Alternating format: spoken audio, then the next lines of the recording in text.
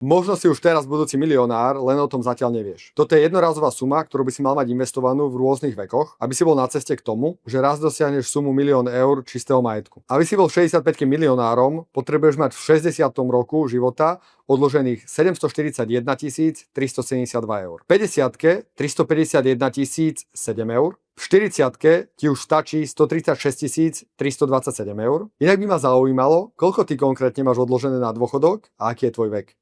Napíš do komentov. V 30 ti už stačí 43 359 eur. V 20 rokoch ti stačí dokonca iba 11 318 eur. V 10 rokoch ti stačí 4181 eur. No a v prípade, že tvoji rodičia ti odložili hneď, keď si sa narodil, tak vo veku 0 ti stačí 1544 eur. Všetky tieto sumy boli počítané pri zhodnocovaní od tvojho 0. roku po 20. rok života 10% ročne a od veku 20 rokov až po 65. rok života sa postupne táto suma znižovala o 0,1% ročného zhodnotenia.